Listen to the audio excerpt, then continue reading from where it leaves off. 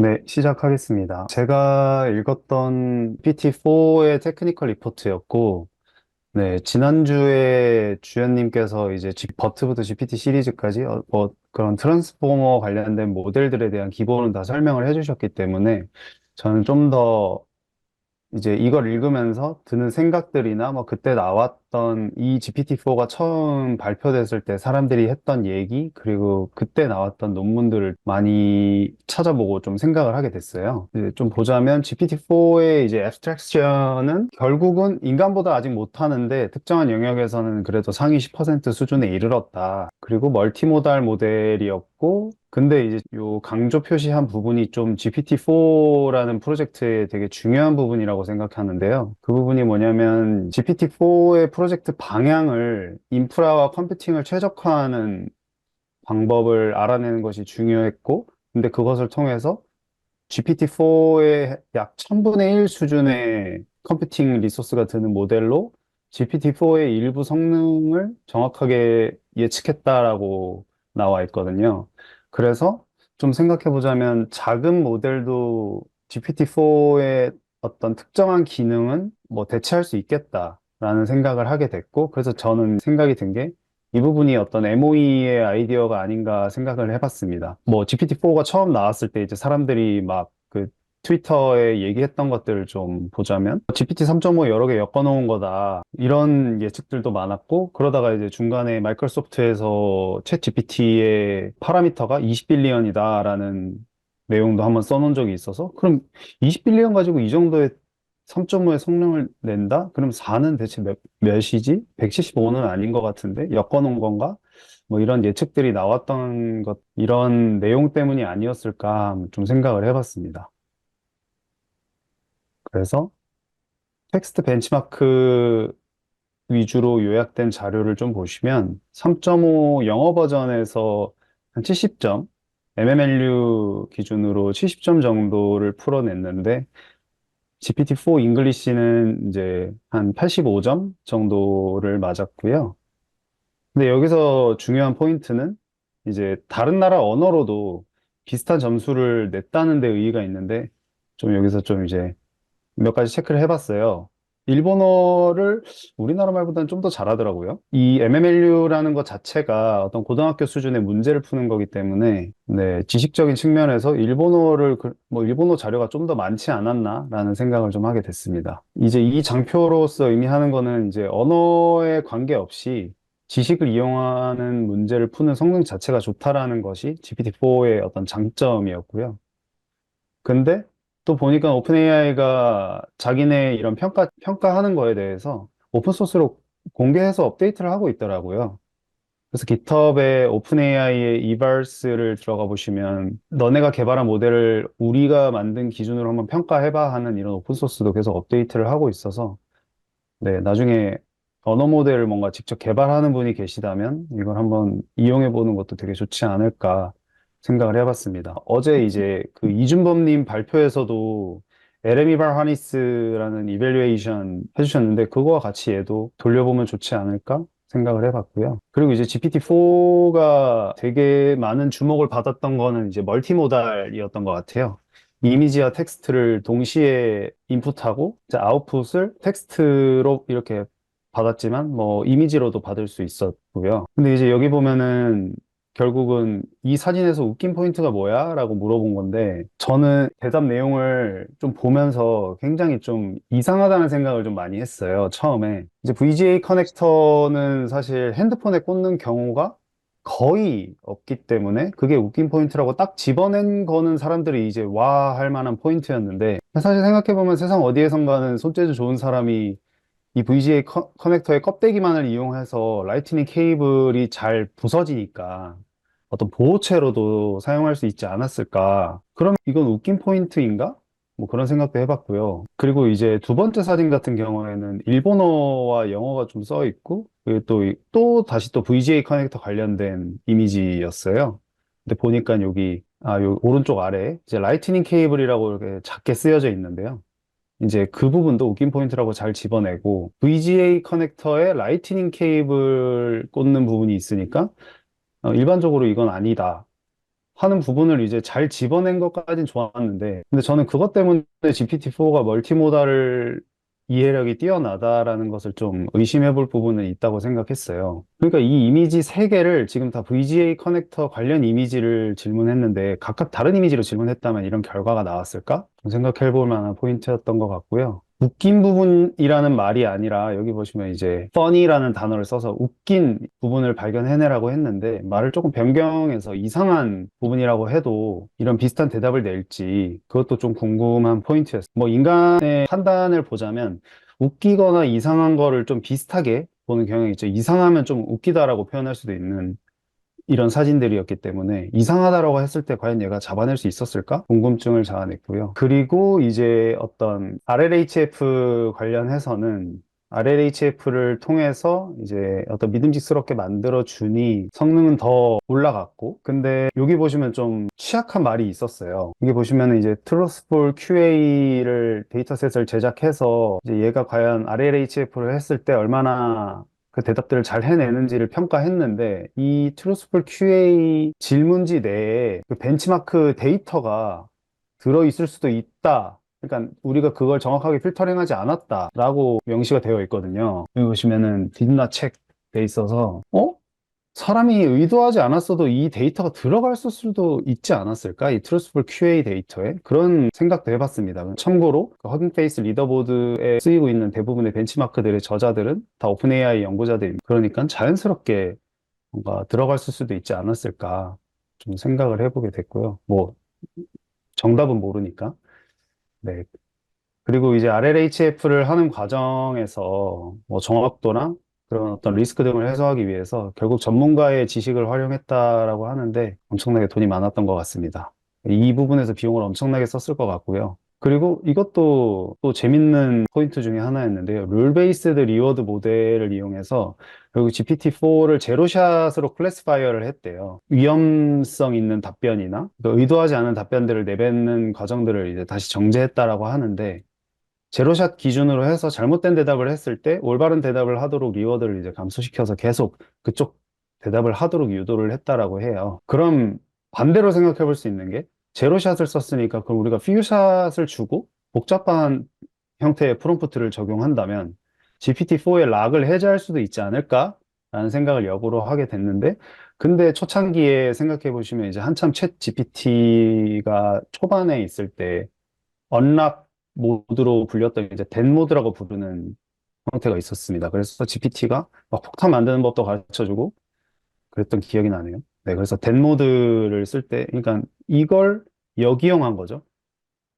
그래서 그런 생각들이 좀 나고요. 그래서 GPT-4도 결국은 어떤 기존의 학습 방법을 좀 더 고도화하고 그냥 컴퓨팅과 인프라 최적화에 어쨌든 포커스가 맞춰진 프로젝트였다. 결론적으로는 이제 GPT-4는 인간이 사용하기에 엄청 좋아진 거는 당연히 맞고요. 왜냐하면 인간이 원하는 대답을 더 많이 집어넣어놨기 때문에 뭐 당연히 기존의 문제점을 해결한 건 아니고요. 뭐 당연히 할루시네이션 문제도 있을 거고 뭐 여러 가지 위험한 답변을 할 수도 있고 최근에 또 1월 25일 날 수정된 게 그 게으름 문제잖아요. 대답을 하다가 얘가 멈춰버리는 그러니까 아웃풋 토큰수만큼 대답을 해야 되는데 그만큼 대답을 하지 못하고 멈추는 그런 문제들도 픽스했다고는 했는데 사실 그렇게 체감은 안 되는 것 같고요. 재밌는 포인트는 이제 그런 GPT-4의 특정 능력 부분을 만약에 떼서 바라본다면 작은 모델들로 측정이 가능했다라는 것을 볼 때 작은 모델이 그럼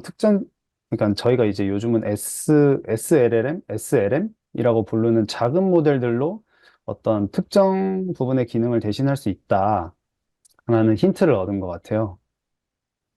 이건 이제 GPT-4가 테크니컬 리포트라서 사실 뒷부분은 다 이제 어떤 안전 관련된 부분이 한 100페이지 정도 됐고 사실 이 내용은 한 12페이지, 13페이지 정도밖에 안 됐거든요. 그러다 보니까 좀 더 찾아보고 싶었던 게 이제 RLHF 관련된 거에서 좀 더 발전해서 RLAIF, 그러니까 LLM을 가운데에 두고 이제 휴먼이 판단하던 그 역할을 이제 AI가 판단하게 하는 RLAIF 관련된 것도 읽어보게 됐고요. 지금 이제 이 방식은 되게 흔해진 것 같아요. 어떻게 보면.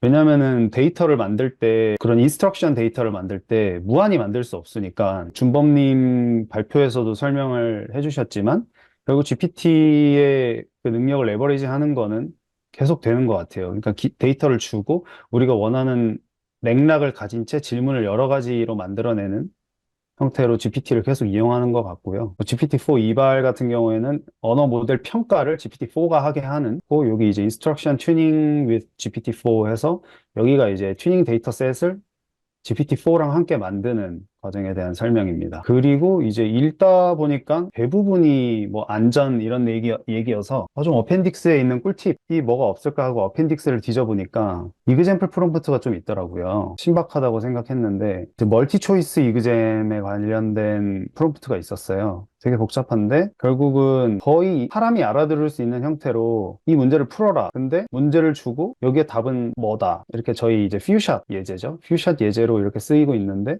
이게 되게 재밌는 게 이거 질문이랑 지문 순서만 바꿔도 얘가 답을 못할 가능성이 훨씬 높더라고요. 이런 순서대로 하는 게 인간이 문제 푸는, 그러니까 기존에 있던 데이터들이 지문을 주고 밑에 문제를 주는 방식이어서 얘도 그런 식으로 좀 학습이 되지 않았나 좀 생각을 해보게 됐고요. 여기에 이제 또 멀티링구얼 MMLU 관련된 프롬프트도 있었는데요. 이제 여기서 되게 재밌는 걸 발견했던 게 이제 이렇게 써놨어요. 전문 용어 같은 것들은 영어로 그대로 둔 채 이제 학습을 진행했다라고 해요. 그러니까 우리도 이제 GPT한테 어떤 명령을 내리는 프롬프트를 쓸 때 그러니까 전문 용어 같은 것들은 그냥 영어인 채로 쓰면은 어떤 대답을 할 때 GPT가 좀 더 잘 대답을 해주지 않을까. 애초에 학습을 그렇게 했으니까 좀 이런 것들이 도움이 될 거라고 생각을 했고요. 그리고 밑에는 페이지 34부터 38까지 이어지는 텍스트와 이미지 인풋 아웃풋 예시가 되게 길어서 여기 다 넣지는 못했는데요. 이제 우리가 어떻게 프롬프트를 구성하면 좋을지에 대한 좀 참고, 특히 이미지 쪽을 어떻게 질문을 넣어서 답변을 받을지에 대한 프롬프트를 좀 참고할 수 있는 좋은 자료가 됐던 것 같습니다. 여러 가지 프롬프트 팁 중에 take a breath, 막 숨 한번 크게 쉬고 대답해봐, 뭐 이런 이상한 것들이 있었는데 여기에도 이제 think about step by step이 나오더라고요. 차근차근 생각해봐. 이런 것들도 있어서 제가 이 테크니컬 리포트를 읽으면서 느낀 거는 진짜 인간스럽게 그러니까 이제 사람한테 명령을 내리듯이 프롬프트를 어떻게 짜야 될까? 그리고 그 사람이 예를 들어서 이제 어느 정도 지식을 가졌다라고 판단하고 프롬프트를 짜야 될까? 좀 고민을 많이 하게 되는 항목이었던 것 같아요. 그래서 이렇게 한 진짜 100페이지나 되는 테크니컬 리포트인데 사실상 한 14페이지 정도밖에 내용이 없었다 였습니다. 네, 이상입니다. 질문 있으시면 질문해 주세요. 네. 어펜딕스나 이런 부분에서 프롬프트 예제로 한 것 중에 혹시 네. 가장 인상 깊었던 게 어떤 거였습니까? 저는 사실 이 부분이었다고 생각이 드는 게 우리가 막 전문 용어들을 예를 들어서 대학에서 공부를 할 때 생각해보면 사실 억지로 영어로 안 바꿔서 많이 썼었는데 보면은 굳이 이제 실무하거나 이럴 때 굳이 전문 용어를 바꿔서 쓰는 경우도 있고 뭐 그게 은어로 굳혀진 경우도 있었는데 그걸 그냥 영어로 그대로 두고 프롬프트를 쓰면 얘가 좀 더 그 맥락을 잘 이해하지 네. 않을까 그런 생각을 좀 하게 네. 됐던 것 같아요. 그래서 이 부분이 되게 근데 그거는 이제 한글로 내가 프롬프트를 쓰더라도 전문 용어는 그 원래 원어 그냥 그대로 쓰자 이런 거죠. 네, 맞습니다. 특히 딥러닝 쪽에서 말도 안 되게 지적하는 그런 것들이 많죠. 네. 그리고 이거는 약간 뭐 이 리포트에 나오진 않았는데 여기도 보면 이제 MMLU 스코어를 계산을 하잖아요. 이준범 님도 KMMLU 말씀을 해주셨는데 그 KMMLU 논문 일저자가 저랑 지금 같은 회사에 계시거든요. 그래가지고 KMMLU가 어떻게 만들어지는지부터 이제 되게 많이 지켜봤었는데 이미 초록이 나갔고 2월 15일에 아마 수정본이 이제 오픈되는 걸로 아는데 KMMLU를 생각보다 GPT도 못 풉니다. 이 MMLU보다 훨씬 어려운 내용들을 담고 있거든요. 근데 어제도 그 준범님 모델도 뭐 40점대였던 걸 생각하면 GPT-4도 그렇게 많이 잘 풀지는 못할 거예요. 점수가 높지가 않으니까. 네, 한국어 점수가 뭐 아, 일본어에 비해서도 낮고 확실히 뭐 다른 나라에 비해서 훨씬 낮더라고요. 그리고 이 부분도 이, 좀 저는 이제 사실 잘 몰랐는데 이것도 이제 들어서 알게 된 부분인데 이제 오픈 AI 연구자분들 중 대부분이 이제 현재 리더보드에서 사용되는 벤치마크의 제작자라고 하시더라고요. 그 부분 때문에 이제 코 LLM 리더보드도 살짝 의심을 하게 됐다. 그런 생각이 좀 들었습니다. 벤치마크를 만든 사람이 모델을 만들었으니까 이제 심판이 네. 선수로서 뛰는 거죠. 자기가 만든 벤치마크가 모델에 학습할 때 안 들어갔다는 보장이 네, 사실 하기 없겠죠? 쉽지 않죠. 네. 논문에는 안 넣었다고 말을 하지만 정말로 안 넣었는지는 그 사람만 알 테니까. 네. 그래서 여기도 이제 did not check. 이 정도로 네. 살짝 무마하려고 간 게 아닌가. 네. 전 아까 그 논문, 아까 내용 중에서도 좀 제가 이제 느끼기에는 제일 그냥 쇼킹한 것 중에 하나가 GPT-4한테 이밸류에이션을 맡기는 부분이 있잖아요. 그런 네네네. 쪽으로 가는 이런 연구 분야가 있잖아요. 네네네. 그거를 예전에 저도 들었을 때 좀 또 당황스러웠던 게 내가 만든 언어 모델이 만든 답을 검증하기 위해서 언어 모델한테 검증을 시킨다. 이게 맞는 건가? 라는 생각이 가끔 들더라. 지금도 드는데 애매하더라고요, 약간. 네, 비슷하게 어떻게 생각했던 것 생각하세요? 네. 같아요. 네. 결국은 GPT-4한테 이밸류에이션을 시킨다는 건 우리 모델은 GPT-4보다 네, 못해요라는 걸 인정하고 가는 게 되니까. 맞아요. 네. 그리고 뭐 그럼 지식의 끝은 GPT-4가 GPT-4가 가진 그만큼만 학습하는 건가? 그런 생각도 하는 들었고요. 건가? 거기다 GPT-4가 성적이 좋다고 그러면 우리는 인정하고 그냥 가는 건가? 사람이 보지도 않고 그런 느낌이 확 들더라고요. 그래서 그거는 좀 아니지 않나? 그래서 되게 좀 재밌었어요. 그런 뭔가 이 말을 생성해냈을 때 그 생성한 말이 좀 정말로 사람의 말과 유사한 건지 이게 측정하는 방법이 솔직히 지금 별로 많이 없잖아요. 네. 네. 그래서 지금 그게 측정할 방법이 없다고 해서 그거를 언어 모델이 야 네가 만든 거 네가 검증해봐 이렇게 말하는 것 같아서 모순이라고 할까? 애매하더라고요. 근데 지식을 음. 평가하는 데 있어서는 사실 뭐 괜찮지 않나 생각은 했었어요. 지식은 그쵸? GPT-4가 학습을 했으면 자기가 본 책에 대해서는 뭐 템퍼레이처 높여서 하면 할루시네이션은 좀 적어질 테니까 그 네. 본 거를 그냥 맞는지 안 맞는지를 맞추는 거야 잘하겠지만 그 점에서는 그런데 이제 내가 글을 생성을 했는데 그 생성이